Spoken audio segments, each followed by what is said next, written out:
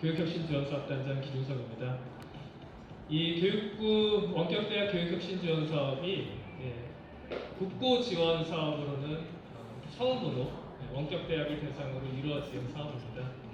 그래서 전체 21개의 원격대학 중에 4개 대학만 선정해서요, 국고 10억 5천을 지원해주고 있습니다.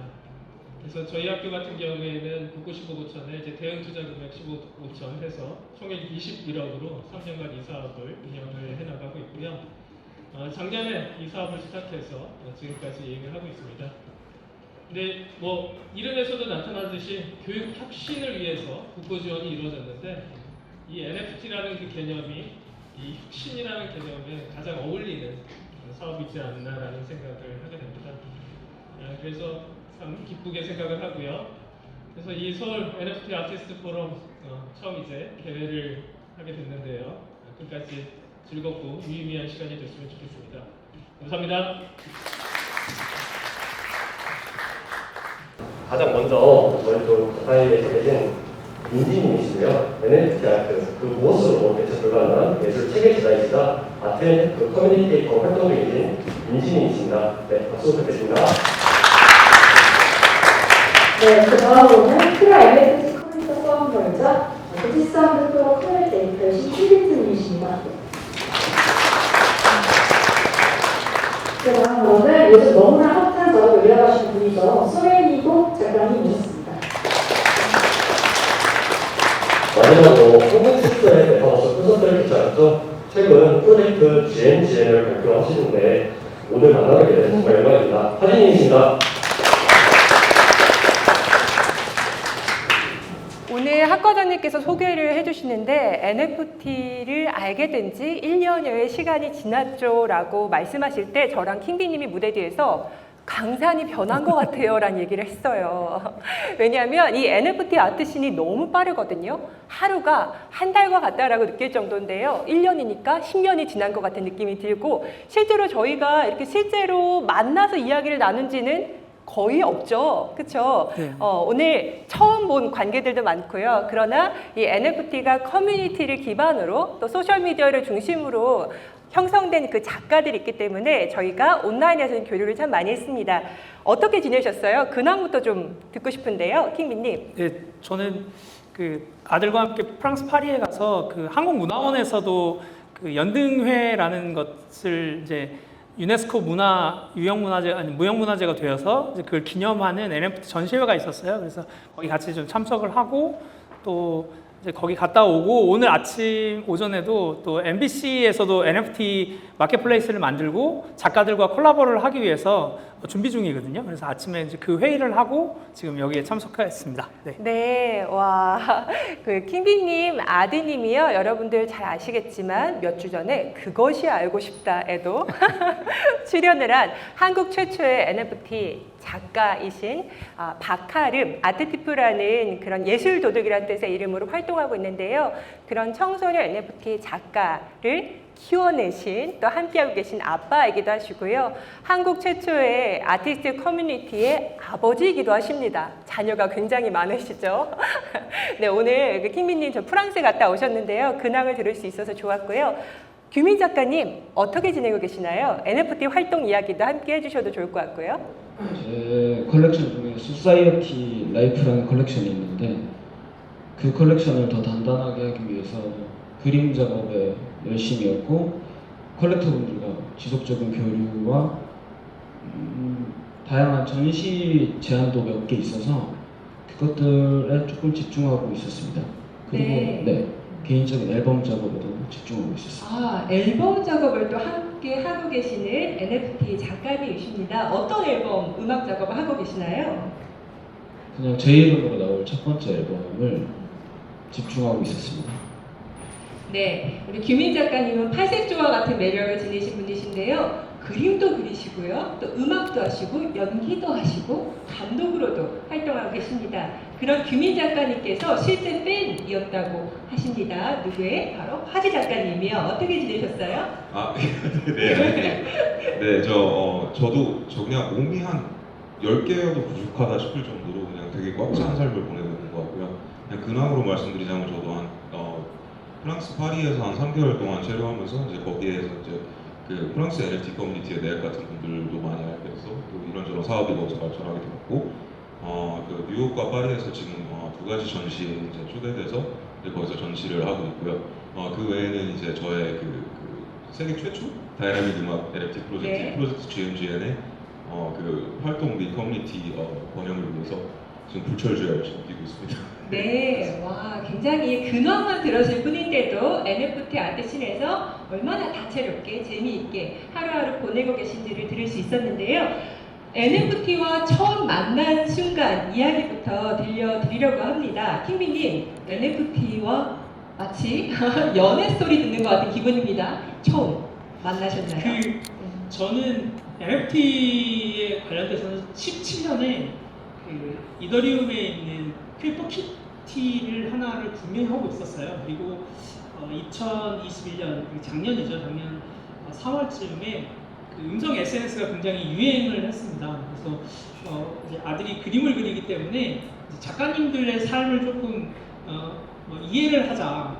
작가들의 삶을 주변을 이렇게 맴돌거나 그분들하고 대화를 하면 아들을 이해하기가 좀 좋겠다. 이제 중학교 이제 막 올라가는 친구였기 때문에 이제 청소년이잖아요. 그래서 이제 작가님들의 삶을 이해하기 위해서 그분들과 얘기를 나누는 중에 그분들이 NFT에 대해서 이야기를 하시고 오픈시라는 세계 최대의 마켓에 그림을 올리는 것들을 서로 음성으로 공유하고 계셨어요. 근데 이제 그게 너무 번거로워 보이시는 거예요. 작가님들 그림을 그리셔야 되는데 일일이 다 여기 이제 오늘 오신 작가님들 계시는데 말로 다 이렇게 전달하고 계시는 거예요. 그래서 안 되겠다. 이거를 문서로 좀 정리를 하자. 그래서 PDF로 내 작품 NFT화 해보기라는 PDF를 만들었어요. 한 34페이지 정도 되는 걸 만들고 그거를 공유하기 위해서 오픈 카톡방을 만들었는데 이제 그게 크라 NFT라는 지금까지 이어져 오고 있는 커뮤니티가 되었고 그래서 작가님들과 NFT와 이렇게 만나게 되었고 지금까지 재밌게 하고 있습니다. 네, 저는 참 인상적으로 들었던 점이 실은 청소년 아이의 예술가를 꿈꾸는 아이의 진로를 찾아주고 함께 고민하다가 크라 NFT라는 국내 최대의 작가 커뮤니티를 형성하게 됐다는 이 스토리가 너무나 극적이라고 느껴졌습니다. 우리 규민 작가님께서는 NFT 언제 처음 만나게 되셨나요? 작년 5월, 4월쯤에 존재를 알았어요. 제가 아침마다 루틴이 있는데 존재를 알았다고 표현하셨어요. 이제 인격화로 NFT 표현해 주셨는데요. 죄송합니다. 네. 그래서 아침마다 루틴이 있는데 신문을 읽는 걸 좋아하는데 이 신문 귀퉁이에 일론 머스크 안에 그라임스가 아, 네. NFT를 해서 작품을 팔았대요. 그래서 제가 일론 머스크를 좋아하는데 이 아저씨 또 뭐 이상한 거 했네 하면서 관심이 급격히 가져지면서 NFT를 막 검색을 해봤는데 그 당시에는 네이버에도 뭐가 안 나왔어요. 뭐가 안 나오고 어떻게 뒤지다가 이제 킹비트님의 존재를 알게 돼서 단톡방에 들어가고 막 여러 정보를 공유받으면서 그렇게 시작하게 되었습니다. 아, 그러면 그 규민 작가님도 거의 2021년 2월 말에서 3월 초 초창기 멤버라고 볼 수 있겠네요.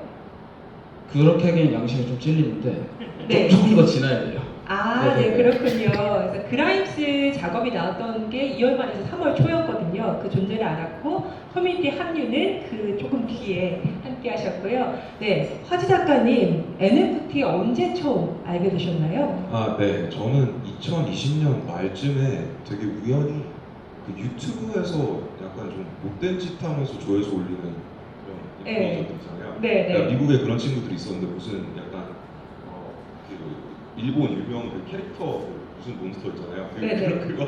그거 트레이딩 카드 비슷한 NFT를 약간 짝퉁처럼 만들고 그걸로 수십억의 수익을 올리는 걸 본 거예요. 그래서 처음에는 당연히 보면서 야 이건 사기다 그러면서 미친거냐 하면서 들어왔는데 점점 우리 모두가 결국에 내려가게 되는 그 토끼굴을 이렇게 내려가다 보니까 이게 여기 뭐 있다라는 게 감이 바로 오더라고요. 그러다가 점점 이제 어떤 그 블록체인의 어떤 그런 이념들, 탈중앙화에 대한 어떤 에너지 그런 것들이 전 세계적으로 얼마나 많이 교류가 되고 있는지를 눈으로 확인을 하고 또 이런 어떤 새로운 기술로 인해서 어떤 또 전에는 전례 없던 작품들이 굉장히 입체적인 형태로 나오고 있는지 약간 이런 것들을 눈으로 확인하게 된 거죠. 그러면서 와 이거 나도 알아야. 그러니까 그때부터 느낌이 왔고 그러다가 이제 그 글로벌 이제 그 말씀하신 그런 음성 채팅을 통해서 이제 글로벌 커뮤니티에서만 있다가 어떤 감사하는 분께서 이제 여기 그 김비트님의 그쪽 한국 커뮤니티가 있다 알고 계셨냐라고 해주셔가지고 또 이쪽으로도 자연스럽게 유입되었고 그래서 이제는 긴 시간을 동고동락해옵니다. 그 네. 부대원이라고 그런 느낌입니다. 네, 그렇군요. 무려 2022년 말부터 NFT 존재를 알게 되셨고 그 이후에 커뮤니티에 함께 하셨다는 이야기였는데요. 자, 오늘 이 자리에 NFT가 궁금해서 또 더 알고 싶어서 혹은 활동하고 계시지만 NFT의 가치를 공유하고 싶어서 자리하신 수많은 분들이 있으실 것 같습니다. 이런 분들에게 NFT는 오모이다 라고 설명해 주신다면 어떻게 말씀해 주실 수 있을까요? 저는 뭐 대표적으로 NFT는 커뮤니티다라고 작년서부터 계속 이야기를 했고요. 수많은 다른 이제 연사들 분들도 아마 자료를 찾아보시면 그런 이야기를 많이 할 거예요. 그러면 도대체 왜 NFT를 커뮤니티라고 말하는가? 그게 굉장히 중요한 지점인데요. 제가 생각하는 NFT 그러니까 기술과 아트 뒤에는 반드시 사람이 있다고 생각을 하거든요. 그래서 우리가 새로운 것을 접했을 때 그 기술이나 아니면 그 이제 거기에 따라서 얻어지는 이득에만 이렇게 몰두하다 보면 결국은 자신도 놓치고 그 뒤에 사람이 있다는 걸 놓쳐서 상처받고 떠나는 일이 더 많더라고요. 그래서 제가 블록체인이라는 것을 접했던 게 2017년이었는데 말 그대로 그 시기에는 암호화폐 광풍이 불었던 시기였고 그 당시에는 블록체인을 이야기를 하면 굉장히 사기꾼 같은 이미지를 전달하던 언론이 그렇게 만들고 있었는데 실제로 우리가 그 뒤 이면에 있는 것들을 이제 언론에 나오는 것들이 아니고 실제로 어떤 새로운 것들을 접했을 때 그 뒤에 있는 것들을 그러니까 정확한 자료들을 찾아보는 노력들을 좀 해보셨으면 좋겠는데 저는 이제 그래서 인터넷이나 언론이 말하지 않는 자료를 좀 찾아봤거든요. 그러면서 이제 논문이나 보고서를 봤을 때 이미 17년에도 이제 뭐 정부라든지 아니면 은행권이라든지 금융계에서 이미 새로운 기술로서의 블록체인을 다루고 있었고 많은 보고서가 있었어요. 그럼에도 불구하고 이제 블록체인을 하다 보면 암호화폐를 하게 되는데 결국은 투자와 관련이 있다 보니까 거기서 갈팡질팡 잃어버리더라고요. 길을 잃어버리게 되더라고요. 왜냐하면 돈이 왔다 갔다 하는 거를 하다 보니까 잃어버렸는데 그러면 17년서부터 지금까지 남아있을 수 있었던 이유 중에 하나가 그 블록체인을 다루는 커뮤니티가 있었어요. 거기서 좋은 사람들을 만나고 양질의 정보를 서로 공유하고 또 블록체인이나 암호화폐를 하다 보면 분명히 실수가 나오거든요. 왜냐하면 기존에 다뤄보지 않은 기술들을 다루다 보면 송금의 실수를 한다든지 아니면 뭔가 어떤 새로운 그런 문제점을 해결하지 못할 때가 있는데 그럴 때마다 저는 커뮤니티의 도움을 굉장히 많이 받았어요. 그리고 NFT도 마찬가지로 자기 자신을 이 기술상 디지털 안에서 내가 내 자신을 드러낼 수 있는 것은 다른 사람과 사람을 통해서 내가 확인받아질 때 그리고 내가 그러면서 내 위치를 알게 되고 또 나라는 존재를 유지할 수 있는 것 같아요. 그래서 저는 커뮤니티가 그래서 NFT는 커뮤니티고 그 커뮤니티 안에 들어와서 활동을 할 때 NFT의 가치들이 뭐랄까 힘을 받는다 그렇게 생각을 합니다. 네, 킹비트님 같은 분이 계셔서 한국 NFT 작가 커뮤니티 하면은 저는 따뜻한 감성이 먼저 떠오르게 되는 것 같습니다. 다시 한번 감사의 마음을 또 개인적으로 전해드리고 싶고요. NFT는 커뮤니티다라고 말씀해 주셨고 우리 김인 작가님은 NFT는 오모다라고 말씀해 주실 수 있을까요? 저는 두 가지인데요. 예술을 보호하는 기술이다. 예술을 보호하는 기술이다. 그리고 커뮤니티다. 또 커뮤니티다라고 말씀해 주셨어요. 네, 왜 그렇게 말씀해 주셨나요? 일단 커뮤니티인 이유는 제가 사실 NFT가 없었으면은 이렇게 도와주시는 분들이 없었으면 이 자리에도 없었을 거고 NFT로 인해서 맺어진 수많은 인연들도 없었을 거고 기회도 없었을 거고 그리고 저희가 블록체인 막 기술 이런 걸 떠나서도 단톡방에서 서로 막 응원해 주잖아요. 누가 막 기죽어 있으면 막 해주고 그 자체로도 되게 따뜻한 커뮤니티다 그런 생각을 합니다. 네, 죄송해요. 그렇군요. 네, 정말 그 경험한 작가님이 직접 경험한 그 이야기를 바탕으로 NFT는 커뮤니티다라고 다시 한번 표현해 주셨고요. 화주 작가님, NFT는 어떤 건가요? 일단 앞서 두 분께서 커뮤니티를 말씀해 주신 만큼 저도 커뮤니티가 굉장히 중요하다고 재차 강조드리는 차원에서 한 번 더 말씀드리고 싶지만 거기 조금 더 덧붙이자면 저는 NFT는 그냥 진화라고 생각합니다. 이게 두 가지의 진화라고 생각하는데 첫째는 기존의 어떤 우리의 고전적인 어떤 아트폼들이 우리에게 허락하던 어떤 표현의 한계가 넓어지는 그런 어떤 진화의 기점이었던 것 같고요. 그다음에 두 번째로는 보다 훨씬 더 뭔가 입체적인 형태로 사람들에게 다가갈 수 있고 이제 그거 전에는 수익화가 불가능했던 혹은 소유가 불가능했던 개념 미술이라든가 어떤 춤 이런 어떤 기존의 어떤 제도권에서 보호받지 못했던 어떤 그런 것들이 이제 수익화되고 커뮤니티를 형성할 수 있는 도구로 사용될 그런 제도적으로서의 이제 진화라고 생각합니다. 네, 그래서 진화라고 표현해 주셨고요. 저는 NFT는 연결이다. 이거 제가 민티가 NFT입니다. 아직 판매가 되진 않았는데요. 전 NFT가 서로 다른 영역에 있는 사람들을 연결시키는 아주 귀중한 기술이라고 생각해서 이렇게 정의를 해봤습니다. 그 다음 이야기를 한번 나눠볼까요? NFT는 여러분한테는 어떠한 의미인지 한번 생각해 보시는 시간이었으면 좋을 것 같고요. 네, 국내 최초 NFT 작가 커뮤니티 크라 NFT 이야기부터 한번 들어보기 원합니다. 키비님, 어떠한 과정 속에서 그 크라 NFT가 형성이 되었나요? 초반에 말씀드렸지만 결국은 제가 어떤 얘기를 들었냐면 작가 커뮤니티 말고 작가님들 말고 컬렉터분과 서울에서 숙소에서 이야기를 나눈 적이 있는데 그분이 그런 얘기를 하셨어요. 그분은 이제 그림을 컬렉팅 하시는 분이었는데 NFT를 알고 이제 디지털 아트도 컬렉팅을 하시면서 저희 커뮤니티에 대한 이야기를 해주셨는데 이런 이야기를 하셨어요. 자기는 군인 출신이어서 사실은 마음이 이렇게 움직이는 일들은 굉장히 적다. 그런데 저희 커뮤니티에 들어왔을 때 마음이 이렇게 움직였다. 이제 그분 표현이에요. 그분 표현대로 그대로 워딩을 하면 마음이 움직였다. 그러면 어떤 부분에서 마음이 움직였냐? 그러니까 사실은 새로운 시장 안에서 새로운 기술을 배웠고 이것들을 공유한다는 것 자체는 경쟁자에게 내 노하우를 알려준다고 그분은 생각을 하셨대요. 그래서 어떻게 자기만의 노하우, 자기가 이렇게 빛날 수 있는 좋은 기회잖아요. 자기만 그 기술을 사실 제가 3월에서 5월까지만 해도 국내에서 NFT 오픈시에 어떻게 올려야 되는지 알려주는 사람들이 없었거든요. 그래서 그분이 이제 그런 얘기를 하셨을 때 저는 제가 아는 것을 나누고 그리고 그 그룹 안에서 내 주변에 있는 사람들이 잘 될 때 나도 같이 성장한다고 생각을 했던 거예요.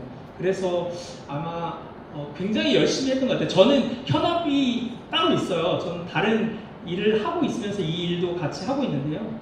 그때는 아마 3월에서 한 7월까지는 작가님들이 뭔가 맡기시면은 전화도 해드리고 영상통화도 해드리고 그러면서 오픈시라는 새로운 공간 안에서 자기 작품을 올릴 수 있도록 굉장히 도와드렸던 것 같아요. 이제 그런 과정에서 굉장히 끈끈하게 연결이 되었고 또 작가님들이라는 그러니까 창작자들은 주로 혼자 생각을 하고 혼자 많은 시간을 보내고 혼자 고민하시는 분들이다 보니까 중간에 이런 저 같은 사람이 매개체가 되어져서 그분들을 이렇게 연결했을 때 굉장히 이렇게 새로운 시너지가 나오는 걸 보면서 저는 굉장히 보람을 느꼈거든요.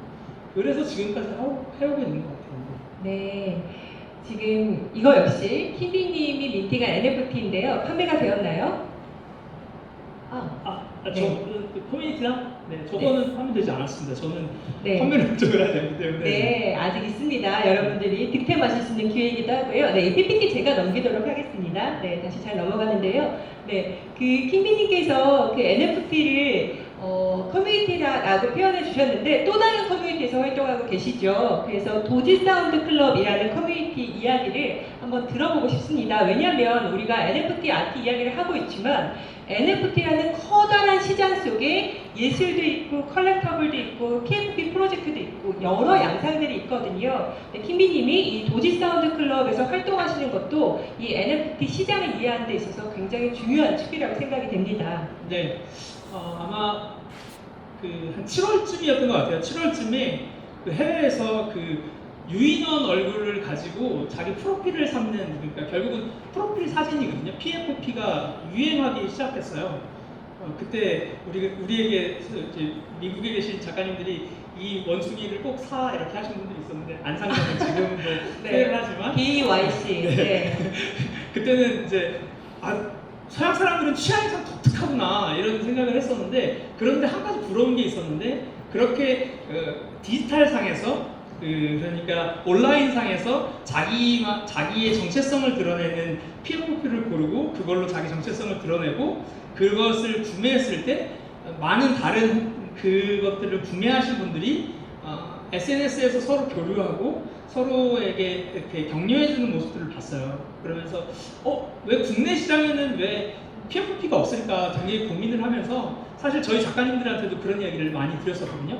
아트와 컬렉터블 어느 중간쯤에 있는데 여기는 커뮤니티를 연결할 수 있는 좋은 이런 프로젝트가 있어요. 이걸 PFP라고 하는데 작가님들도 해보시면 어때요? 이렇게 얘기를 드렸고, 저희 작가님들 한 2그룹 정도가 이제 그런 걸 준비하고 계실 때였는데, 제가 이제 온라인 서치를 하다가 국내에서는 처음으로 나온 PFP였어요. 도지 사운드 클럽에서 픽셀로 된 캐릭터들을 10,000개를 만들었는데 찾아본 거예요. 그래서 야, 드디어 국내에도 PFP가 나왔구나.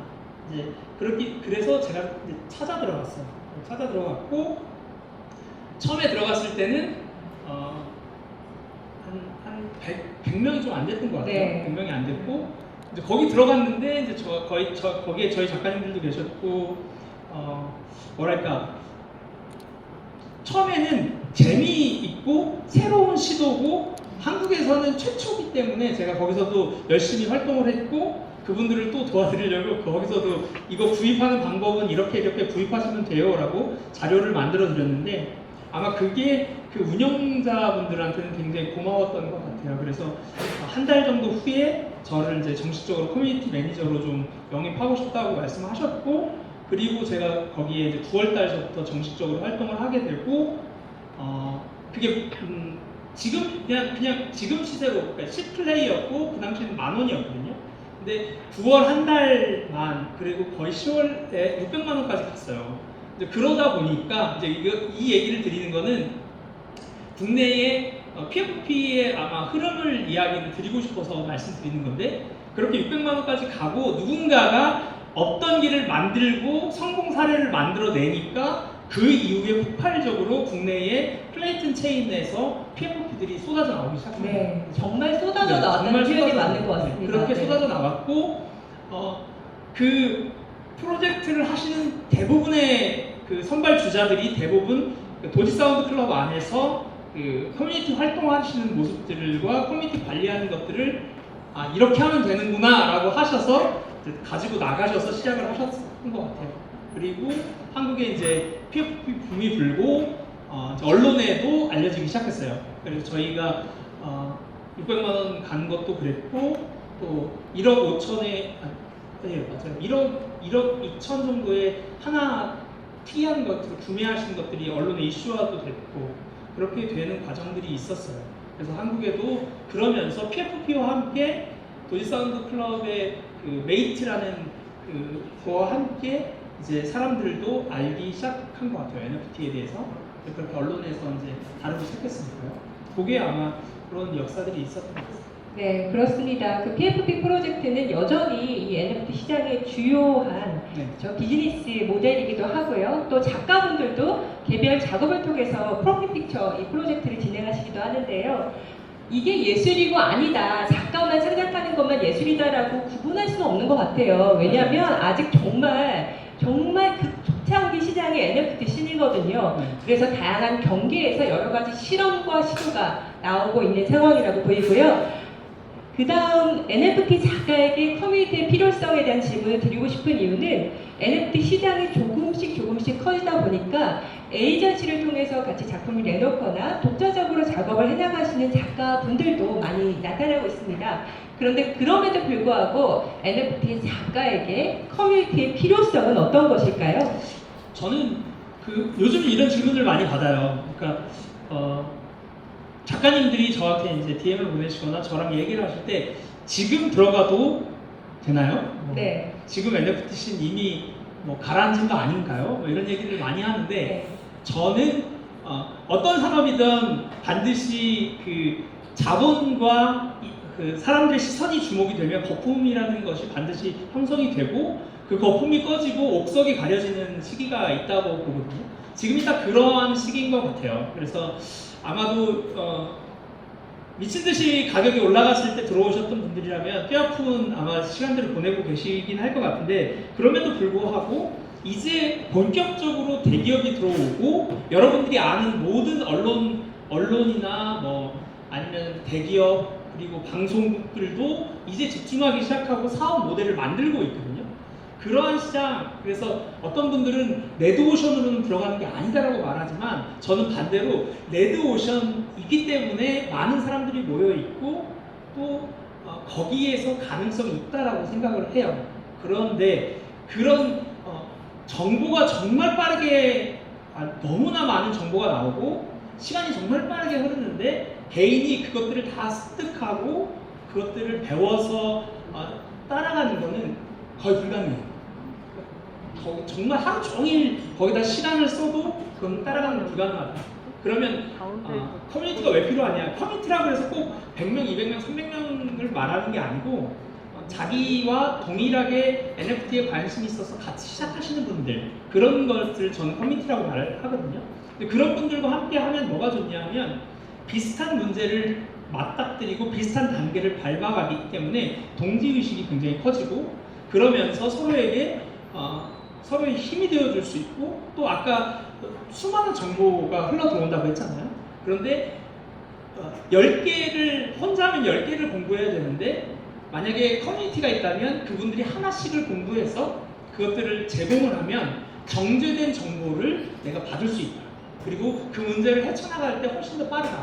이런 일들이 있었어요. 초기에 오픈시라는 공간에 NFT를 올릴 수 있지만 여전히 거기에는 스캔들이 있고 또 작가님들이 유명하게 좀 성공하는 것 같으면 그것들을 그대로 복사해 가는 경우가 있어요.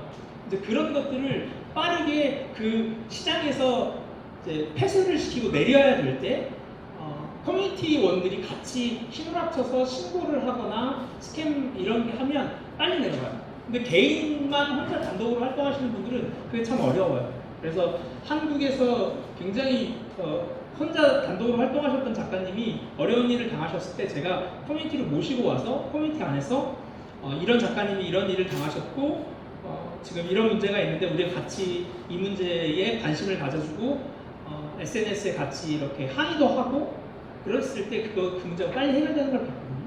그래서 이 시장에서는 우리가 같이 연대하는 게 굉장히 중요하다.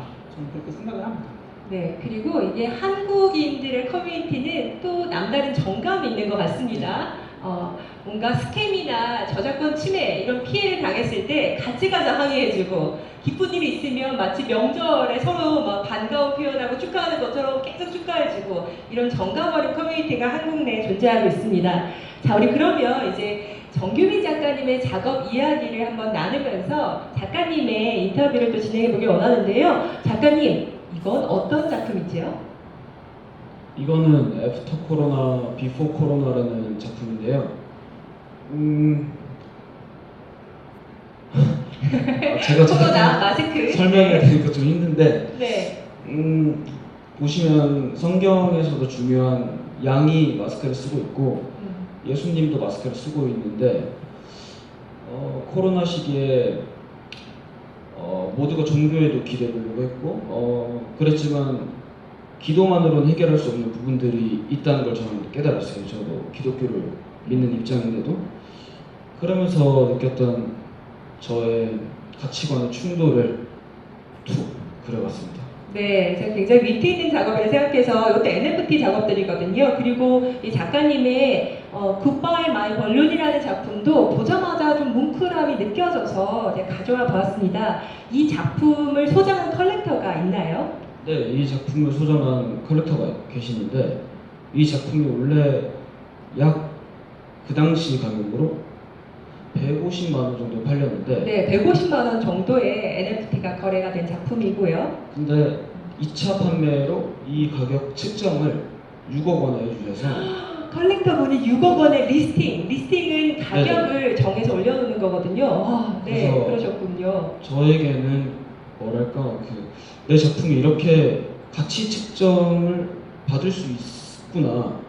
그리고 그분이 정말로 장문의 메시지를 보내주셨어요. 이 그림을 보고 클릭할 수밖에 없었고 눈물을 흘렸다 그 자리에서. 아, 네. 근데 이게 피지컬 갤러리에서 들은 말이 아니라 이게 충분히 메시지로도 들을 수 있구나. 그 사람은 모니터 앞에서 이걸 1시간 동안 들여다봤대요. 근데 자신의 어린 시절이 생각났고 아, 농구 선수가 꿈이었는데 그걸 포기했던 자신이 너무 생각나서 네. 그 말을 들었을 때 참 NFT를 계속 해야겠다라고 다짐했습니다. 네, 농구 선수가 꿈이었지만 시간이 흐르고 그 꿈을 이루지 못한 자신의 이 풍선을 놓친 어른의 감정이입을 하셨던 것 같습니다. 근데 네. 본인이 사놓고 잘 안 보신대요. 가슴이 아파서. 아, 오실 것 같아서 그런 이야기를 컬렉터와의 소통을 어떤 매체로 나누시나요? 트위터 아니면 디스코드에서 합니다. 트위터와 디스코드로 NFT 작가는 컬렉터와 함께 소통을 하곤 합니다. 자, 그 다음 작품도 궁금한데요. 네. 이 작품들, 제가 작가님이 아까 아침마다 신문을 읽으신다고 한 이야기에서 그래서 작품에 유독 사회적인 메시지가 자연스럽게 녹아있구나 알게 되었는데요. 크라우드라는 작품 어떤 이야기가 담겨 있나요? 이게 가운데 있는 한 사람은 굉장히 고통받고 있는 중인데 이 사람들은 그거를 비보이 공연하듯이 지켜보는 거예요. 어떤 한 사람의 고통이 공연이 되어버린 뭔가 우리도 그렇잖아요. 연예인이 실수하면은 막 물어뜯고 막 죽일 듯이 굴고 그런 게 이 사람들에게는 축제처럼 느껴져서 굉장히 뭔가 너무 이상하다. 한 사람의 고통을 너무 공연처럼 보는 거 아닌가 싶어서 그리게 된 작품입니다. 네, 여러분도 지금 보시면서 느끼시겠지만 규민 작가의 작품은 몇 초 만에 마음을 쿵 하게 내려앉는 그런 힘이 있습니다. 사회적 메시지가 계속적으로 담겨 있는데 최근 작업이죠.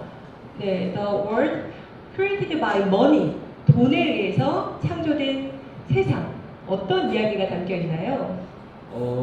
이거는 어떻게 보면 제 개인적인 이야기일 수도 있는데요.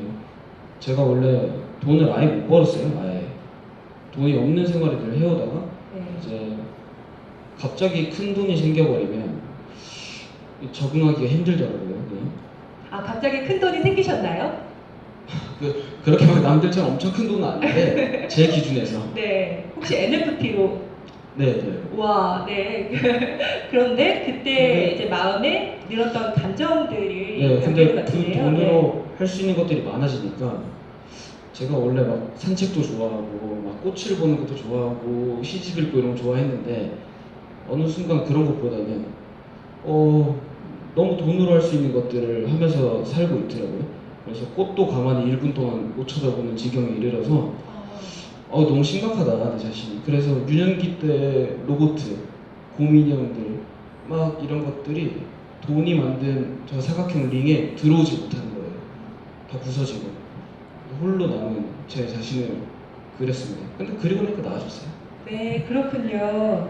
작가님의 이야기가 담겨 있는데 저는 트위터에서 작가님의 이 스토리를 보고 또 굉장히 감동을 받았습니다. 어떤 이야기죠? 여기가 아시아 최대 물류창고 곤지암 상하차 센터인데요. 네, 아시아 최대 물류창고. 네, 제가 그림이나 연극을 아무리 열심히 해도 돈이 안 됐어요, 늘. 그래서 친구들과 곤지암 가서 막 상하차도 하고 혼자서도 공장 가서 일해본 적도 있고 이제 불규칙적이니까 스케줄이 늘 저런 일들만 했어야 됐어요. 공장에서 일을 하고 몸을 쓰는 일을 너무 많이 해야 되고 그리고 거기서 조롱도 많이 받고 그때 당시에 찍었던 사진인데 돌이켜보니까 컬렉터분들과 커뮤니티 덕분에 저 삶을 벗어날 수 있었던 거예요. 그래서 너무 감사하다. 평생 저럴 줄 알았는데 너무 고맙다는 그입니다. 네. 그 NFT가 크리에이터 이코노미라고 하는 창작자 경제에 기여했다라는 이야기 한번 들어보셨을 것 같습니다. 그런데 실제적으로 그걸 경험한 작가들은 누구인지에 대한 아주 좋은 표상이자 증거가 저는 규민 작가님의 생각이 들고요. 지금도 말씀하시면서 약간 울컥하셨는데 또 이렇게 굉장히 멋진 또 프로필 사진을 요즘 올리고 계십니다. 작가님의 아트 컬렉터가 굉장히 다양한 나라에 사는 분들이시더라고요. 어떤 나라에 있는 컬렉터 분들이시죠? 제가 어떻게 알게 됐냐면 그분들 어디 사는지 제 컬렉터 분들께 뭐라도 해드리고 싶어서 실물 프린팅을 보내드리겠다. 받고 싶은 분들이 연락을 해달라 해서 주소를 보내주셨는데 네. 깜짝 놀랐어요.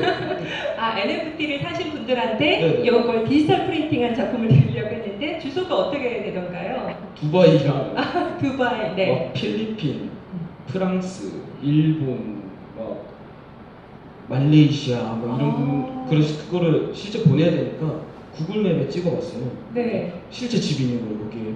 그래서 모니터 뒤에 사람이 진짜 있구나, 진짜 존재하는구나. 네. 그걸 느껴서 굉장히 기뻤습니다. 와, 그 분들은 외국인 분들도 있으시고 한국인 분들도 있으시고 그러한가요? 다 외국인 분들이시는데 한국 계신 분들은 다 그냥 국내 네. 택배로 보내고 네. 다 외국 분들이셨어요. 실제 외국에 사는 한국 분들이 아니라 네네네. 외국인 네. 컬렉터 분들. 규민 작가님의 주요 컬렉터는 해외에 계신 분들이시군요. 네. 그 컬렉터와의 어떻게 관계를 이어가면 좋은지에 대해서 NFT 작가를 꿈꾸시거나 또 지금 하고 있으시지만 새로운 컬렉터와의 소통 방법을 고민하시는 분들이 궁금해하실 것 같습니다. 작가님은 컬렉터와의 소통을 어떻게 하고 계신가요? 노하우 같은 게 있을까요? 제가 사실 지금도 말을 잘 못하잖아요. 그래서 거기서도 뭐랄까 이분과 관계를 이어가기 위해서 억지로 안녕 잘 지내 이런 건 안 해요. 네. 대신 그분들이 오시면은 어떻게 작품 진행되고 있니 하면은 그걸 그냥 솔직하게 말하고 난 이런 생각을 요즘 하고 있어 라면서 최대한 자연스럽게 아까도 말했다시피 어쨌든 모니터 뒤에 사람이 있는 거니까 네. 모니터 뒤에 사람 있다. 네. 이런 표현이 제가 인상적이네요. 작품 네. 더 팔겠다고 없는 말 지어내서 이러진 않고 어떤 약속을 하지도 않아요. 내 작품을 사면은 어떤 이득이 있을 거야라는 말도 안 하고 그저 나는 그림을 그릴게. 그 대신 내 작품이 유명해지면은 너네가 득을 볼 수도 있지 않을까. 그래서 난 열심히 그리겠다 정도에서 끝나는 것 같아요. 네. 그럼 해외 컬렉터가 주로 대다수이니까 영어로 소통을 하시겠네요. 네, 파파고. 네이버의 번역기인 파파고와 또 함께 네, 컬렉터와 이제 소통을 나누고 계신 것 같습니다. 규민 작가님을 저도 오늘 처음 봤는데요. 온라인에서 봤을 때도 본인의 스토리와 생각들, 삶의 경험들을 굉장히 진솔하게 작품에 표현하셨고요. 작가님이 미술을 배우신 분이 아니에요. 그렇죠? 전통 예술 교육을 받았던 분이 아니지만 그 타고난 감각과 감성으로 작업하고 계셔서 와, 이분은 천재다라는 생각이 들었고 무엇보다 그 존재가 참 감동이 되는 사람이다. 저도 NFT 아트 컬렉팅을 조금씩 하고 있지만 이런 작가에게는 투자라는 표현은 좀 어울리지 않을 것 같아요. 지지하는 마음으로 이 작품을 소장해서 작가랑 연결되고 싶다라는 생각이 들게 해준 그런 작가님이라는 생각이 듭니다. 감사합니다. 네, 우리 화주 작가님 이야기를 좀 들어보고 싶은데요. 제가 화주 작가님 하면 웹3라는 단어가 가장 먼저 떠오르는 거예요. 저분은 웹3 휴먼 빙이다. 생각이 드는데요. 본인의 웹3 크리에이티브라고 소개해 주시는데 어떤 의미일까요? 웹3가 생소하신 분들도 있을 것 같습니다. 설명도 함께 해주시면 좋을 것 같아요. 네. 일단 웹3라는 것은 기존에 웹1, 웹2, 웹3라는 말 그거에 대해서 간략한 용어 정도 드려드리면 되게 단순하게 제가 설명하는 방법이 있어요. 읽기, 쓰기, 인터넷이다 이런 어려운 표현 쓸 거 없이 웹1은 아이디와 비밀번호로 웹2는 구글, 아이디로 로그인 뭐 이런 거 있잖아요. 그렇죠. 페이스북, 인스타그램 다 웹 2.0 그런 어떤 서비스들의 중앙화가 콘텐츠가 폭발이 일어났던 데고 웹2라면은 이제 웹3는 이제 우리가 그 인터넷에 우리의 빼앗겼던 자주권과 약간 어떤 우리 데이터에 대한 어떤 우리 신원에 대한 것들, 물론 우리 안전까지 다 우리 몫으로 다시 가져오자. 그리고 인터넷을 실제로 소장을 하자 하는 어떤 그런 움직임 전반을 놓고서 저희가 웹3라고 요즘에 정의를 하고 있는 것 같습니다. 네, 근데 이제 제가 웹3 크리에이티브라는 말을 쓰는 이유는 그러니까 그러니까 블록체인 기술 그리고 NFT라는 것을 어떤 새로운 마켓 정도로 생각하는 게 아니고 저는 이게 어떤 저의 부시자 물감이자 약간 새로운 미디움이라고 생각하면서 접근하고 있습니다. 네, 그래서 이제 그런 그 기술과 접목되었을 때 가능해지는 어떤 새로운 표현의 한계, 갱신 이런 것들을 쫓는데 지금 혈안이 되어 있고요. 혈안이 되어 있다고 네, 표현해 주셨어요. 그거에 미쳐서 그냥 밤낮을 그러니까 1초도 지루할 틈이 없는 것 같아요. 그래서 네. 네, 그렇게 해서 몇 년을 지냈고 그게 굉장히 창작자한테는 되게 뭐랄까 보람 있는 삶이고 언제나 영감이 마르지 않는 그런 장점이 있는 것 같습니다. 그래서 네, 그런 삶을 이제 표현을 하기 위해서 저는 웹3 크리에이티브라고 스스로 규정하고 있습니다. 네, 이 티타임즈 유튜브를 여러분이 검색하시면 웹3 삶을 살면서 인생 바뀌었다는 래퍼 화치라는 썸네일 제목으로 영상이 올라와 있습니다. 참고하시면 좋을 것 같고요. 한번 이 GMGM 프로젝트 영상을 잠깐 보여드리고 싶은데요. 소리가 나올까요? 네, 소리가 좀 들렸으면 좋을 것 같은데 그 GN이 뭐의 약자죠? 금올. 네, GN은? 그날. 네, 그렇죠. GMGN이라는 프로젝트인데요. 네. 이 노래는 아니고요. 이 음악이요, NFT 있을까요? 구매할 수가 있을까요? 아, 네. 지금도 어베일러블 하고요. 네. 이렇게 저희 사이트로 오시면 이제 구하실 수 있습니다. 네, 그 GMJ라는 프로젝트를 시작하게 되신 이유가 있을 것 같습니다. 이 프로젝트에 대해서 궁금해하시는 분들에게 소개 부탁드릴게요. 아, 네. 프로젝트 GMGN은 아마 제가 알기로는 세계 최초의 다이나믹 음악 NFT예요. 그러니까 어떤 걸 만들고 싶었냐면은 그 같은 곡인데 아침에 들으면은 그 가사랑 그 뭐 악기 편성 등 아트웍 등이 아침 무드를 대변하고 저녁에 들으면은 그 가사가 조금씩 미세하게 바뀌어서 저녁 무드를 대변할 수 있는 그런 하여튼 구성부터 하여튼 곡의 이모저모가 그러니까 어떤 프로그래밍을 통해서 하루의 시간대를 대변할 수 있는 그런 곡을 만들면 어떨까? 그래서 그러니까 우리 크립토 혹은 이제 웹3 사람들한테는 친숙한 인사인 GM, Good Morning 그리고 Good Night, GN을 이제 키워드로 만들게 된 어떤 다이나믹 음악 NFT고요. 네, 그래서 그거를 넘어서서는 이제 저희가 이거를 이제 1000개 에디션을 해가지고 이제 판매를 하고 있는데. 그러니까 그 어떤 음악 NFT 주변으로 어떻게 커뮤니티가 만들어지려면 어떤 장치들이 필요할까 하다가 이제 저희가 거버넌스를 통해서 새로운 음악들 그리고 새로운 어떤 업데이트들이 이제 후속적으로 이 NFT에 만들어질 수 있도록 지금 설계를 해뒀어요. 이제 보통은 이제 NFT는 이제 영구적인 박제, 막 불변성 이런 것들에 이제 어떤 가치를 이제 두시지만, 근데 이제 저희 같은 경우에는 끊임없이 진화하는 어떤 그런 하나의 음악 경험을 이제 그 불변의 가치로 잡은 건 거죠. 어떻게 보면은 이렇게 지속적으로 변화 가능하고 어디로 갈지 모르고 커뮤니티의 의지를 담는다 하는 면에 있어서 이제 그런 이런 실험들을 하게 되었던 것 같고요. 네, 그렇습니다. 네. 그래서 이 GMJ 그러니까 허리 작가님 단독 프로젝트가 아니라 함께하는 팀원분들이 있으신 거잖아요. 네네, 그럼요. 네, 어떤 분들이 있으실까요? 일단 제가 이제 프로젝트 매니저이자 디렉터로 있고 그 다음에 저희 아트웍을 담당해 주신 분은 이제 이분도 이렇게 아주 초창기 때부터 이제 저희 그 커뮤니티에 계셨던 흠야의 작가님이라는 분이세요. 이분. 네, 그리고 이제 그 기술적 개발 이제 솔리디티 프론트 백엔드 관련해서는 충치님 로튼티드라는 분이 이제 저희 개발자로 계시고. 네, 그다음에 저를 제외하고 이제 7명의 추가적인 음악팀 인원이 있어요. 전부 다 이제 프로듀서들이고 전에 오픈 창동이라는 단체에서 약간 그러니까 제 그냥 주변에 이제 이미 이쪽에서 잘 하고 있던지 아니면은 그냥 그냥 혼자서 그러니까 모든 것들이 가능한 그냥 친구 한 명 했으면은 사실 그러니까 우리가 각자 가져가는 요율도 좋아졌겠지만은 일부러 좀 이것을 그러니까 웹3에 관심이 있는데 어떻게 그 자기 음악 그러니까 아트를 적용을 이쪽 세계에서 시켜야 될지 모르고 있는 친구들이 이거를 통해서 약간 온보딩 기회가 되었으면 좋겠다 하는 생각을 했던 것 같아요.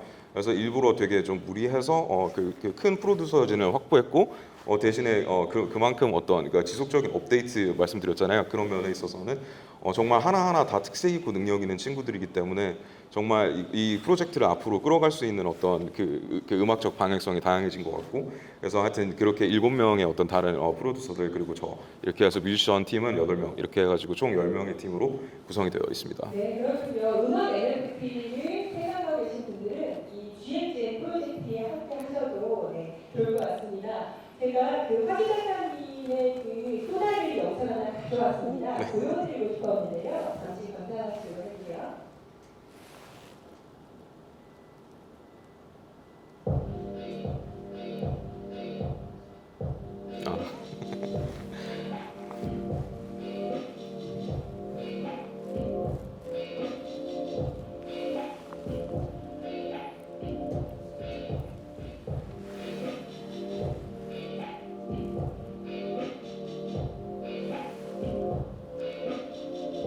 영광로에 놓이고 있는 게 화기 작가님이 수상하셨던 트로피 맞죠? 네, 맞습니다.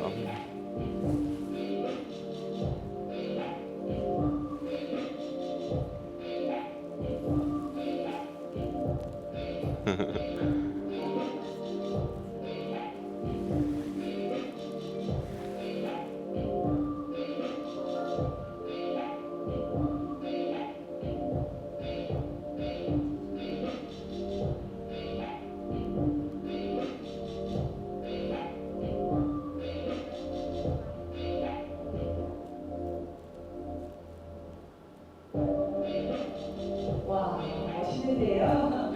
이 연상이라는 이야기 좀 부탁드려도 될까요? 아, 네. 아, 감사합니다. 저 전혀 이게 나올 거라고 생각을 못 하고 왔는데 어쨌든 네. 작년에 이제 이게 제 그 첫 뭐랄까 개인작이라고 할 수 있겠고요.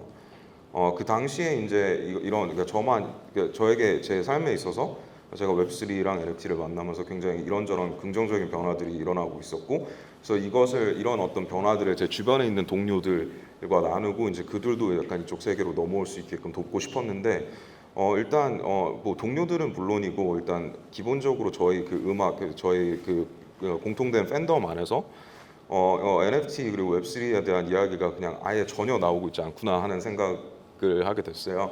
그래서 뭔가 제가 어떤 일종의 퍼포먼스를 해서 이야깃거리를 만들어내서 약간 이것에 대해서 그래서 이게 뭔데 뭐 찬방 논란이라도 일어날 수 있었으면 좋겠다 하는 마음에 약간 음악하시는 분들을 네. 세계로 네, 그렇습니다. 네, 그래서 그러니까 제가 이게 1집 앨범을 내고서 받았던 그 한국 대중음악상 그 올해 힙합 앨범 그 트로피인데요. 네, 이거를 그래서 1000도가 넘는 용광로에 가서 이렇게 녹여서 없애고 그걸 찍고 라이브 방송도 했어요. 막 그리고 그 다음에 이제 이것을 그대로 그 가을 작가님이라는 멋진 3D 아티스트 분께서 이제 이런 3D 트로피로 이제 거의 실사처럼 만들어 주셔서 이것을 이제 블록체인에 박제를 한 거죠. 근데 이제 제가 이거를 통해서 이야기하고 싶었던 게 또 하나가 있는데 그 당시에 약간 우리나라에서 나오던 대화가 약간 어디에 머물러 있었냐 하면은 피지컬이 짱이지 않느냐. 아니다. 야, 디지털도 의미가 있다. 막 이런 막 피지컬 대 디지털 아직 거기에 머물러 있다는 그런 답답함 같은 게 있었어요. 그래서 그러니까 저에게는 적어도 이제 어떤 상의 가치가 이제 피지컬이든 디지털이든 나한테는 동등한 어떤 의미를 지닌다. 약간 이런 제 메시지를 확고하게 전달하고 싶었던 것 같고, 그래서 여기에서 이야기를 하고 싶었던 게 그러니까 무엇이 중요한가요? 제가 던지고 싶었던 질문은 그냥 이 트로피 자체인 건지, 이 쇳덩어리, 그러니까 저렇게 쉽게 녹아 없어지는 이 피지컬 쇳덩어리가 내 그거를 대변하는 건지, 아니면은 그 상을 받았다는 그 사실이 중요한 건지, 내 가치가 어디에 있느냐라는 질문을 갖다가 하고 싶었던 것 같고요. 네, 그래서 이것을 이제 민팅해서 저는 이제 이걸 NFT의 형태로 되게 많은 오퍼들이 실제로 들어왔어요.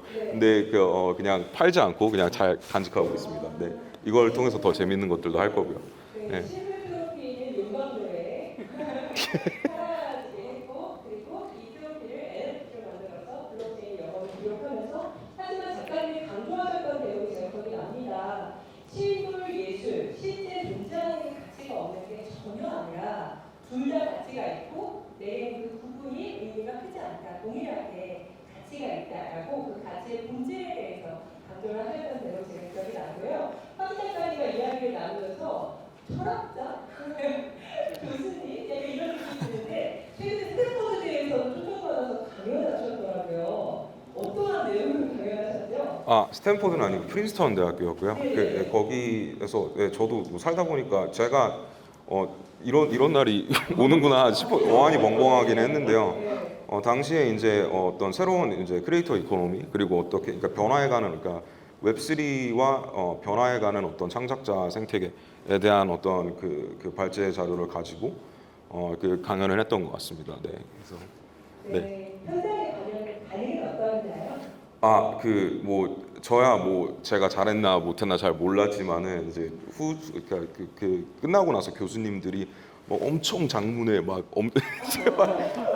이러이러한 점들이 좋았고 이러이러한 점은 어떻게 생각하는지 궁금하고 막 이런 후속 인터뷰 그러니까 자기네들의 약간 어떤 그 지적 호기심을 충족시키기 위해서 약간 저한테 연락을 하시는 걸 보니 그리고 또 이제 거기에 있는 학생들도 저한테 개별 막 인스타로 어떻게 찾아서 DM을 막 보내가지고 막 이런저런 막 역시 좀 다르더라고요. 아이비리그라 그런지 애들이 막 엄청 막 반짝반짝하더라고요. 그래서 네, 그래서 그런 친구들의 이제 반응을 보아하니 그 되게 좋았구나. 그래서 뿌듯했던 기억이 있습니다. 네. 네, 그렇군요. 황 작가님 영어를 또 굉장히 잘하시거든요. 영어로 강의를 하신 거죠? 네네. 와, 네, 저희가 한번 들어보고 싶은데요. 마지막으로 NFT 뮤직에 관심 있는 분들에게 이러이러한 마음을 가지고 이러이러한 방법으로 시작하시면 됩니다라고 앞서 그 길에 가신 선배 그 입장으로서 노하우 방법들을 알려주시면 좋을 것 같습니다. 네, 일단 먼저 제가 뭐 선배나 뭐 전문가라고 하기에 저는 개인적으로 NFT나 웹3의 전문가는 아직 전 세계에 한 명도 없다고 생각합니다.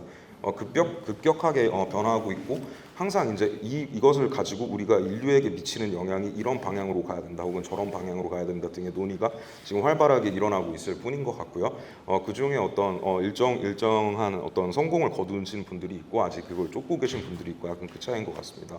네, 그래서 그런 말은 좀 과분한 것 같고요. 특히 NFT 뮤직에 대해서 약간 그렇게 이야기할 수 있을 것 같습니다. 이게 굉장히 언차리 테리토리고 그냥 막 아예 그냥 그러니까 모든 것들을 우리가 개척을 해야 되는 약간 그런 입장에 있는데요. 그러니까 기존에 그러니까 작년에 씬이 시작이 되었을 때는 그러니까 저희가 약간 그러니까 음악인들은 약간 그런 어떤 회화하시는 분이나 어떤 애니메이션의 약간 백그라운드를 제공하는 약간 그런 정도의 협업에서 그쳤었던 것 같고. 그다음에 그 당시에 이제 나왔던 이제 플랫폼들도 이제 지금까지 성행하고 있지만 그게 점점 더 규모가 커지고 있지만 웹2에서 하던 방식을 그대로 가지고 와서 그런 어떤 어번던스식 스트리밍을 웹3에서도 만들고 있고요. 뭐 그런 것들을 이용해서 이제 음악의 내재적 가치에만 집중하는 방향으로 하시는 분들도 그때부터 생겨나기 시작했던 것 같습니다.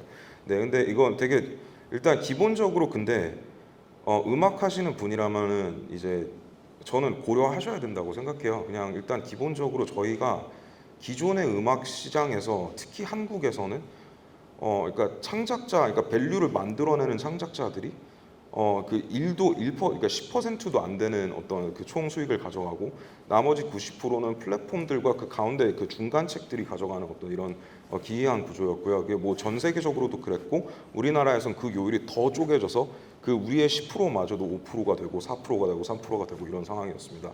그래서 1000명의 팬들이 있으면 음악 할 수 있고 먹고 살 수 있다라는 어떤 그 뭐 thousand fanera 이런 얘기가 있었거든요. 그 당시에 전 세계 모든 음악인들이 아는 이야기예요. 근데 한국에서는 그게 불가능했어요. 예. 1000명 가지고 자기 아트만을 가지고 자기의 생활을 영위하는 것이 그냥 불가능하다고 보시면 되는데 사실 이제 이거 웹3에서 그러니까 이런저런 어떤 그러니까 그 어떤 힘의 균형들이 특히 굉장히 정당한 폭으로 아티스트 그리고 그 컬렉터들, 그러니까 그 밸류를 실질적으로 만들어내는 사람들한테 돌아오고 있다는 점에서 이것은 그냥 뭐 비단 뮤지션뿐만이 아니고 모든 아티스트들이 이쪽에서의 커리어를 고려를 하셨으면 좋겠다는 마음이고요. 또 이제 웹2에서 하던 어떤 그런 방식, 그러니까 스트리밍 플랫폼들이 이제 웹3에서도 생겨요. 근데 재미있는 것이 이런 그 음악을 그 만들어서 거기서 유통하는 창작자들이 이제 굴을 가져가는 것, 그것뿐만이 아니고 그런 어떤 그 디스트리뷰션 프로세스에 있어서도, 그러니까 우리 그 커뮤니티 원들, 그러니까 팬들의 역할이 생기고 그들의 역할이 어떤 토큰화된 형태로 이제 보상을 받는 식이 돼요. 그러니까 예를 들면은 내가 리트윗한 어떤 아티스트의 그 곡이 플레이 될 때마다 나한테 일정량 토큰이 에어드랍이 된다든지, 이렇게 실질적으로 어떤 기존의 그 웹2 플랫폼들이 이제 거머쥐고 있던 그 유통의 어떤 힘 같은 것들을 이제 굉장히 탈중앙화된 형태로 우리 커뮤니티에게 이제 그 돌려주게 된 거죠.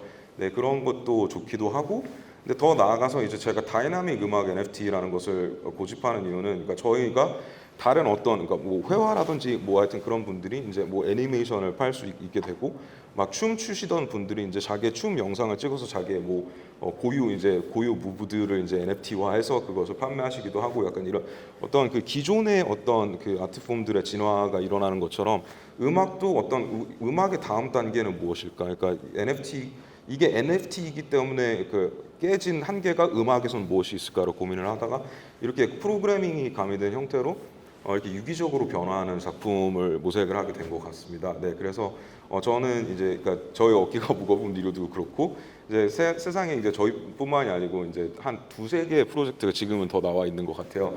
완전히 AI 드리븐 뭐 어댑티브 뮤직 이런 방향으로 하시는 분들이 있는데, 뭐 그런 분들을 포함해서 이제 몇 안 되는 다이나믹 뮤직 NFT의 이제 선두주자들이기 때문에 저희의 흥망성쇠에 따라서 이제 그 다이나믹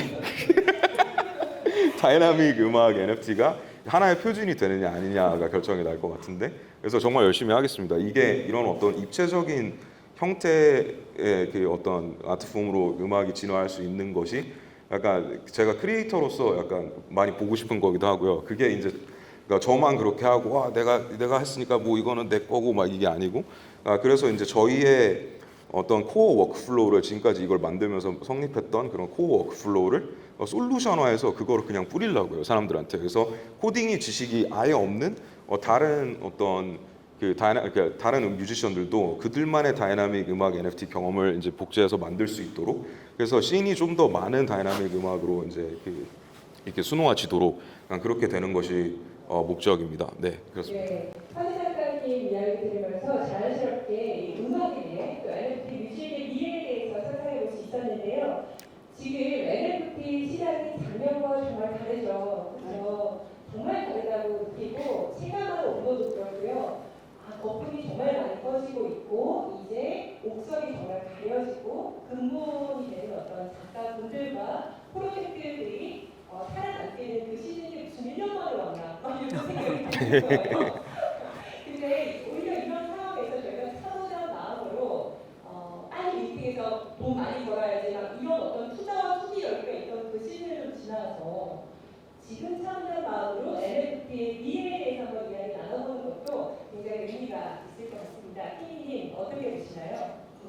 초기에 작년 3월에 저희가 NFT를 만났을 때는 호기심이었어요. 호기심과 같이 성장할 수 있고 여기서 시너지를 통해서 창작의 욕구를 자극받는 아주 좋은 시장이었는데, 결국은 거품이라는 것이 들어오고 막 자본이 들어오면서 작가님들조차도 그 가격이 올라가는 거에 좀 마음이 흔들려서, 또 반대로 오해하시는 분들이 컬렉터분들 중에 이제 저는 이제 작품을 컬렉팅하시는 분들과 이걸 투자해서 하는 홀더들하고는 좀 의미가 좀 다르다고 생각을 하는데, 그분들이 작가를 이렇게 흔들고 싶어 하더라고요. 그런 시간들이 좀 지나갔고, 그럼에도 불구하고 제가 이제 이 포럼을 준비하면서 자료들을 여러분들이 찾아보시면 언론에서 나오는 망했다, 시장이 꺼졌다 이런 얘기를 하는데, 오히려 시장의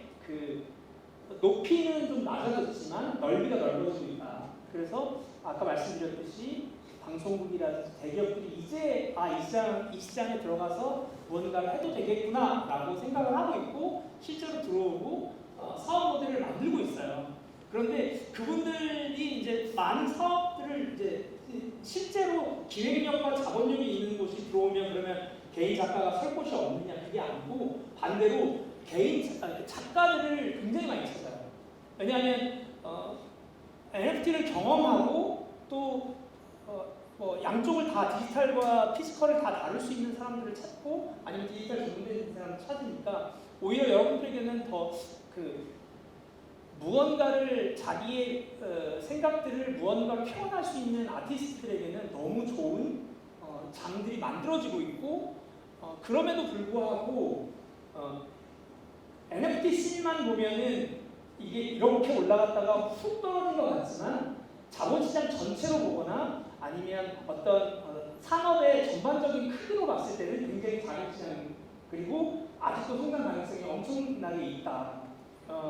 인터넷이 처음 들어왔을 때 그리고 스마트폰이라는 것을 우리가 처음 접했을 때 수많은 사람들이 저걸로 뭘 할 수 있어 라고 말을 했고 노는 것밖에 안 되는데 저게 뭘 필요해? 라고 저는 그런 세대를 거쳤거든요. 그런데 결과적으로는 우리의 삶의 많은 산업 구조를 바꾸고 삶의 생각들을 바꾸고 또 우리의 형태들을 바꿨어요. 스마트폰이 이제는 우리의 분신과 같고 없으면 안 되잖아요. 그렇게 많이 바꿨는데 블록체인 기술과 NFT 기술도 지금은 초기 단계예요. 그래서 여러분들이 되게 번거로운 과정들을 거쳐야 되지만 조금 더 이게 이제 대기업들이 들어오면서 이 기술들을 쌓아가는 시간들이 더 빨라지고 있고 그렇게 되면 이제 조금 더 후에 한 5년이 지나거나 10년이 지난 후에는 이게 블록체인 기술인지 모르고 다 쓰고 있을 것 같아요. 그래서 저는 지금도 작가님들에게 많은 것들을 지금 들어오셔서 다양한 시도를 좀 해보시고 크리에이터들의 능력이 있으시다면 다양한 것들을 시도해보셨으면 좋겠어요. 이게 꼭 그림만 되는 것도 아니고 뭐 아까 이제 음악을 하시고 퍼포먼스를 하시고 그림을 그리시는 분들도 계시고 저같이 이렇게 말로 하시는 분들도 계시고 다양한 것들로 내가 만들어낸 그 무엇을 내가 만들었어요 그리고 이게 원본이에요 라고 증명할 수 있는 기술이기 때문에 우리가 다양한 걸 시도할 수 있다. 제가 만약에 타임머신이 있다면 어디로 돌아갈 거예요? 라고 한다면 전 유튜브 초기 시작으로 돌아가고 싶다고 말하거든요. 왜 그러냐면 저는 모든 SNS를 다 초기에 써봤는데 그냥 단순히 즐기는 사람으로서만 남아있었어요. 그런데 지금 이제 NFT를 경험하면서는 어떤 생각을 드냐면 새로운 어떠한 시장이 생겼을 때 거기에 참여하고 직접 이렇게 뭔가를 만들어내는 사람으로서 살았다면 인생이 굉장히 많이 변했겠구나 이런 생각을 하게 되면서 유튜브 초기로 들어가서 아마 실패하더라도 다양한 채널들을 만들어보고 다양한 콘텐츠를 생산하는 생산자로서 살아갔을 것 같아요. 그런데 우리는 타임머신이 없고 그 시기로 돌아갈 수 없는데 NFT라는 새로운 시장이 생겼고 여러분들은 여기에서 그런 새로운 도전을 해볼 수 있다는 거예요. 뭐든지 접목해볼 수 있다는 거예요. 그래서 사업을 하시는 게 아니고 그냥 창작자로서 한다면 리스크도 굉장히 있거든요. 들어가는 사실 비용이 굉장히 거의 없다고 봐도 돼요. 그래서 여기 계신 분들이 지금 아마 작가님들도 많이 계실 거고 이 학교의 학생들도 많이 계실 텐데 해보셔라. 호기심을 갖고 또 지식을 쌓고 그리고 도전하는 것을 무서워하지 않으면 분명히 여러분들에게 메리트가 있을 거다. 네, 그렇게 생각합니다. 그렇죠. 지금 뭐 NFT 작품이 타이든 아타이든 상관없이 이걸 미팅해보고 나의 컬렉터를 찾아가는 요 과정에서 내 예술가의 적대성도 고민을 하게 되고요. 굉장히 이 블록체인 기술에 대한 이해도와 영향도 들게 되기 때문에 지금 20대 청춘이라면 안 할 이유가 없습니다. 네. 저도 어딜 가서든 항상 얘기를 하거든요. 20대 청춘이 아니라 하더라도 상관이 없습니다. 메타버스에서. 하실 때도 하셔도 돼요. 네, 왜냐하면 이걸 경험하고 안 하고가 정말로 나중에는 차이가 커지는 것 같은 생각을 해서 저도 TV님 말씀에 많이 공감이 되고요. 우리 정규일 작가님께서는 NFT 아트의 미래 또 NFT의 미래 어떻게 보시나요? 이미 저희가 현실에서 이 현실 세계를 바라보는 것만큼 디지털을 바라보고 살잖아요, 휴대폰을. 우스갯소리로 지구 반대편의 친구가 뭘 하는지는 아는데 오늘 우리 엄마가 어디서 뭘 하는지는 모르잖아요. 그런 현상들이 있다고는 생각하는데 그런 만큼 디지털에서의 이미지나 영상에 대한 저작권은 더욱더 중요해질 거고 우리가 머무는 시간이 많아지는 거니까 그렇기 때문에 필연적으로 NFT의 미래는 밝을 거다라고 생각하고 누구나 도전하셨으면 좋겠다고 인생이 바뀐 입장으로서 추천드리고 싶어요. 네, 와, 인생이 바뀐 입장으로서 추천드리고 싶다는 이 말씀이 정말 강력하게 와닿습니다. 화지 작가님, NFT 아트의 미래 어떻게 보시나요? 네, 지금 이렇게 장이 힘들고 뭐 배어장이네 막 이런 말씀들을 많이 하신 만큼 하여튼 엄청나게 지금 우리가 하여튼 그런 이렇게 되는 시기를 겪고 있어요. 그래서 장이 이렇게 좁아지고 이렇게 숨구멍이 막혀오고. 근데 그런다 하더라도 그러니까 진짜 이럴 때가 이제 가려내는 것 같아요. 그 옥석을 가려낸다고 하셨죠. 그러니까 뭐 어떤 진짜 여기에 남아서 빌딩을 할 사람들은 빌딩을 하고 있어요. 그래서 저는 그런 사람들과 같이 늘 호흡하고 전 세계의 그런 사람들을 이제 항상 소통을 하면서 이게 어떻게 될 수가 없겠구나 하는 확신이 있어요. 그런 사람들이 여기서 계속 그 사람들이 지금 빌딩하고 있는 프로젝트 같은 것들을 빌딩하고 있다면 세상에는 하여튼 막 말도 안 되는 하여튼 그런 엄청난 사람들, 엄청난 천재들이 있고, 네, 그런 사람들이 다 이쪽 하여튼 웹3 씬에 지금 와 있는 것 같아요. 그래서 이게 이렇게 모든 세상의 천재들이 다 여기에 모여 있다면은 이게 어떻게 될 수 있는 것 같지는 않습니다. 그리고 웹원, 그러니까 우리가 지금의 인터넷이라고 부르는 그 어떤 인터넷, 그러니까 웹이 생겼을 때, 그때 당시에 이제 닷컴 계정 사재기하고 사람들이 인터넷 주식 막 엄청 사고 하여튼 그 버블이 있었죠. 근데 그게 그 폭발하고 그 98%의 밸류는 제로가 되었지만 그렇다고 지금 인터넷 우리 멀쩡히 쓰고 있지 않은 거 아니잖아요.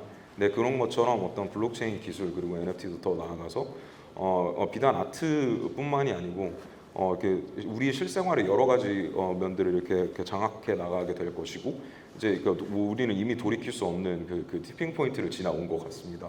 네, 그래서 하여튼 어딜 갈 수 있는 게 아닌 만큼 지금 그리고 또 특히 이제 이런저런 대기업들과 슈퍼 메가 IP들이 그러니까 우리 아트씬에도 굉장히 전투적으로 이제 막 탱크 몰고 들어오고 있는 만큼 우리도 그거에 대비해서 약간 어떤 개인 아티스트들도 힘을 합치고 어떤 커뮤니티의 힘을 빌리고 내가 그거에 힘을 실으면서 어떤 그 좋은 예술 활동을 그러니까 우리의 설 자리를 갖다가 지속해서 지켜나가는 것이 그러니까 저는 올해 안의 관건이라고 생각합니다. 네.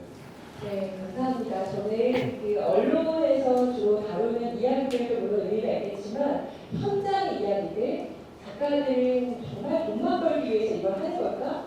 안 그러잖아요. 그 이상 여러 혁신 가치가 있었고 누군가는 인생이 바뀌었다라고 고백하시는 그런 이야기도 있었고요. 이런 이야기들을 공유하는 게 굉장히 중요하다는 생각이 들었고요.